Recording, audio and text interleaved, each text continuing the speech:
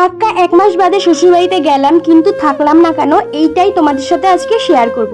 তার আগে বলে রাখি, অনেকেই তোমরা কমেন্ট করেছো দিভাই তুমি কি এখনো বাপের বাড়িতে রয়েছো। হ্যাঁ, তাদের জন্য বলছি আমি এখনো বাপের বাড়িতে রয়েছি, কারণ পুরোপুরি সুস্থ এখনো হইনি। কিন্তু না, আমি বুঝতেই পারি না আমি শ্বশুর বাড়িতে আছি না বাপের বাড়িতে আছি, বিকজ ও যখনই সময় পায় তখনই আমার সাথে দেখা করতে চলে আসে, আর শ্বশুরবাড়ির প্রতিটা মানুষই আমার সাথে দেখা করতে চলে আসে, তাই সেরকম আমি বুঝতে পারি না যে আমি কোথায় রয়েছি। তো প্রতি সোমবার আমি ঘুরতে যাই, কারণ কি না তোমাদের দাদা ভাইয়ের ছুটি না, কাজের চাপটা কম থাকে, তাই প্রতি সোমবারেই ঘুরতে যাই। কিন্তু মাঝখানে 1 মাস পুরো ড্রপ গেছে। তো তো তোমরা তো জানো ওই 1 মাস আমার শরীরের কন্ডিশন এতই খারাপ ছিল, এতই উইক ছিলাম যে ঘুরতে যাওয়ার মতন অবস্থায় ছিলাম না। তো বেসিক্যালি ওই বললো চলো আমরা একটু ঘুরে আসি, তাহলে তোমার মনটাও ভালো লাগবে, শরীরটাও দেখবে অনেক ফ্রেশ লাগবে। আর সত্যি বলতে ঘুরতে এসে এতটা বেশি পরিমাণে ফ্রেশ লাগছে না, আর এত ফ্রেশ ফ্রেশ হাওয়া আসছে, মানে গঙ্গার পাড় থেকে দারুণ লাগছে।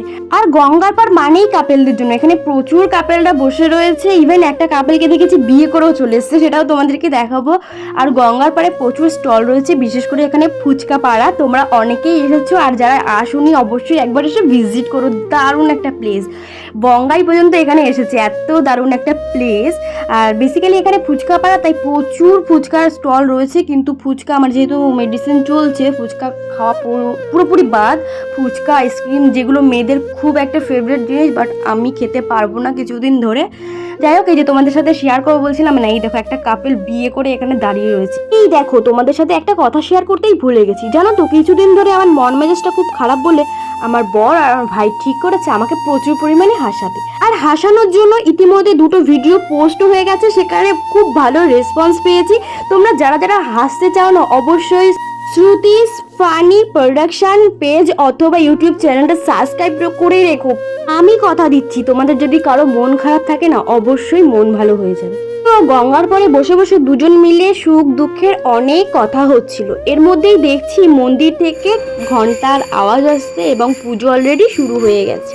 এই কারণে মন্দিরে আসলাম এবং মনে অনেক কষ্ট বেদনা অনেক কিছুই ছিল, মাকে জানালাম। আর এটাই জানি মা কাউকে ফেরায় না, আর আমাদেরকেও নিশ্চয়ই ফেরাবে না।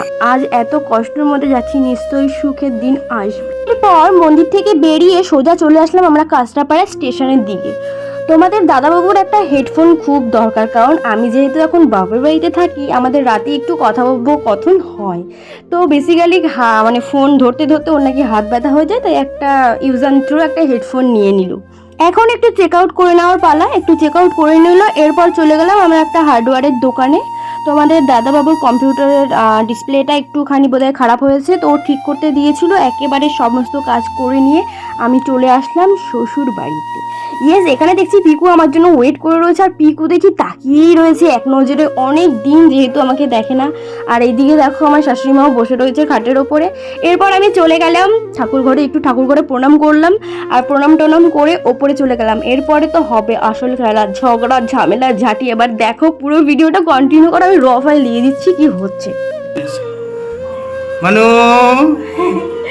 আজকে পাক্কা 1 মাস পরে সেটা হলো এসে বাথরুমের লাইট জ্বালাচ্ছে হলো।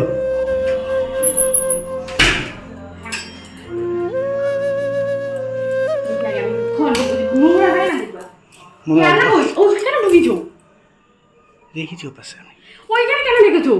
সরিয়ে দেবো, মা এখানে কিছু রেখেছিল। ঠিক আছে, না না সরিয়ে দেবো, না আসো ভেতর ওই নিন্ডিলে সেখানে এন্ডো তুই ঘরটা পৌঁছায়নি আজকে, এগুলো কি? এখানে পড়াশোনা করছি আমি, পেনের কালিও রেখেছি, একটু পৌঁছায়নি, সিলেবাস লিখছিলাম তো। ঝামেলা করবে এরকম ঘরে এসে শুধু উঠে যাবে ওগুলো, উঠে যাবে। আমি দেখাচ্ছি ধরো, তোরা নিকে নফসি কে হ্যাঁ, তো যদি না উঠলো তুমি দেখবা। এটা দেখো, এটা ঠিক আছে, বেঁচে গেল। দামি টাইস, এইটা ওইখানে জানি থাকে কদিন পরে।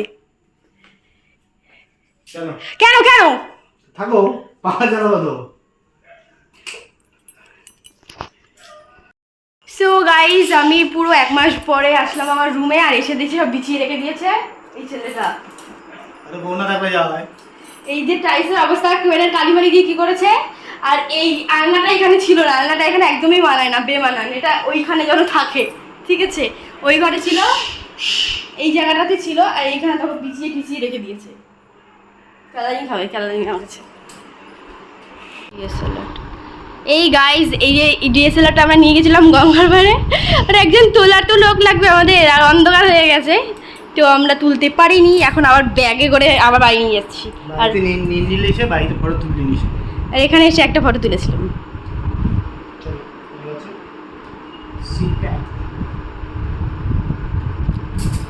বহুত ঘুরে নিয়েছি আজকে।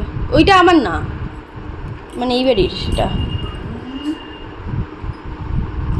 এবারে বহুত শিখে গেছো, চিনি বেরিয়ে গেছে। ব্যাগ কিনে দিবা, আমি জানি না। ব্যাগ কিনে দেবো তো আমি, এটা সেলাই করে দেবো। না, এটা আমি সেলাই নেবো না। ব্যাগ কিনে দেবো, ব্যাগ পছন্দ। আমার ব্যাগ সেলাই খুলে দিয়েছে। লাগিয়ে দেবো, ঠিক আছে? চেনের বিজনেস ছিল আমার।